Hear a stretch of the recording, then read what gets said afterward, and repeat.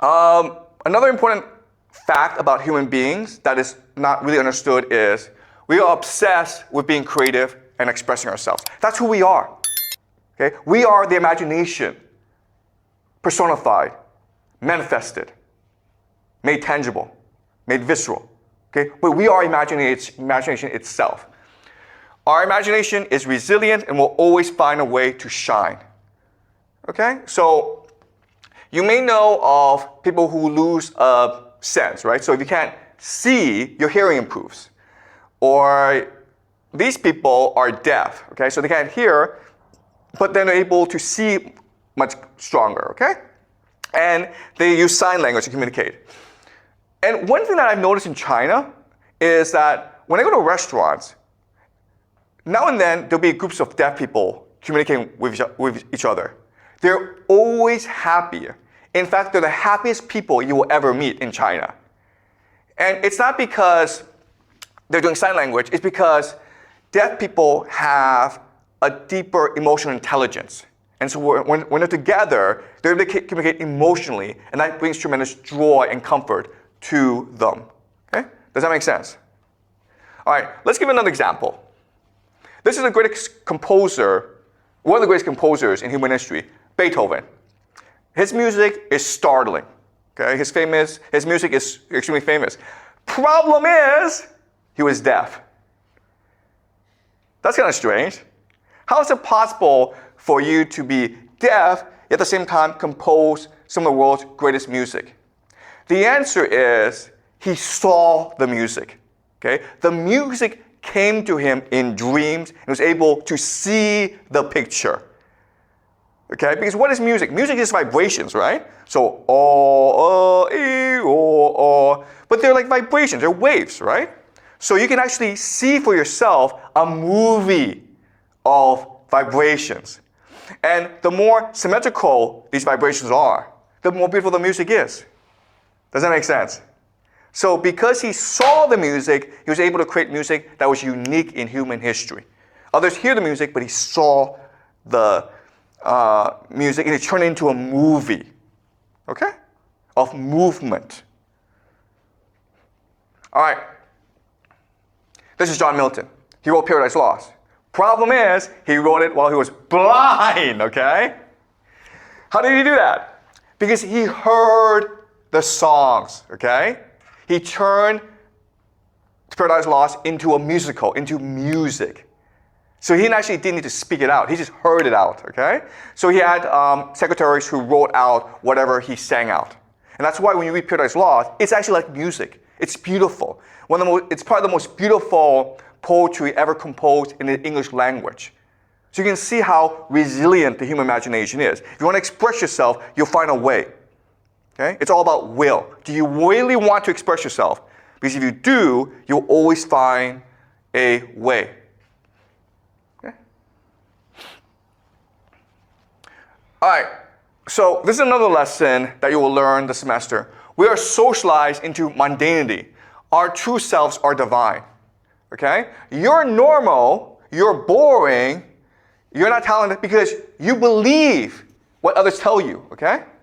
Society does not want talented people. Society does not want interesting people. Society just wants robots and slaves. So schools, companies, organizations socialize you into mundanity. Okay? Into nothingness. But if you look at your true self, it is divine. Now I'll give you examples of this. A lot of people have Alzheimer's. So what literally happens is they're losing their minds. And this is a self-portrait of an artist who documented himself losing his mind. So when he was first diagnosed, he drew a picture of himself, okay? And then a year later, he drew another picture of himself, and on and on and on. As you can see, by this time, he's completely lost his sense of being, okay? So you can use this picture as a metaphor for Alzheimer's, and you can see for yourself what it means to lose your mind. But there's another way to understand this picture, which is what's really happening is that the artist, he's shedding his artifice. He's shedding his clothing and revealing his true self, okay? What Alzheimer's is losing your socialization. Because you're losing your ability to speak. You're losing your ability to verbalize your ideas. You're losing your ability to communicate with others. And what's left behind are three things. First is your spiritual desires. So a lot of people with Alzheimer's, for whatever reason, they go to church suddenly. Okay? They're not religious. Maybe they grow up in an atheist household. They don't have any association with religion. But once they develop Alzheimer's, they have this spiritual desire to go to church and pray. It's really amazing, okay? That's number one. Number two is they love to sing. Okay? They don't talk, but they sing. The third thing is they draw. Okay? This is a painting by an Alzheimer's patient, okay? Not great. But guess what, guys? He did this when he was like 80 years old, and he never painted before. Okay? That's pretty amazing. Never painted before, but the moment he had Alzheimer's, his true divine self opened up and he wanted to express himself. Okay? So what they say about Alzheimer's is you hear voices. You see things that aren't there. It's hallucination. But guess what, guys? I told you this. During the Ice Age era, we all did this. We all believed that we coexisted with ghosts, with spirits, with fairies. Okay, and this was true throughout most of human history. So even though, yes, medically speaking, psychologically speaking, these people with Alzheimer's, they are hearing voices. But the reason why is the voices were always there. We just forgot about it because we're socialized to forget about the different forces, the different voices that exist along us, okay? This is a person who uses psychedelics. Okay, she's an artist, but she's using psychedelics. And the thing about psychedelics is it's almost similar to having Alzheimer's, where you shed away your socialization and you almost enter a spiritual realm, okay? As you can see, this is a picture of a cat. What she's doing is she's showing a cat that's the divine cat. Okay? She's seeing the energy field of the cat. She's seeing the memory. She's seeing the aspirations. She's seeing the intuition, the imagination of the cat, and embedding it into the artwork.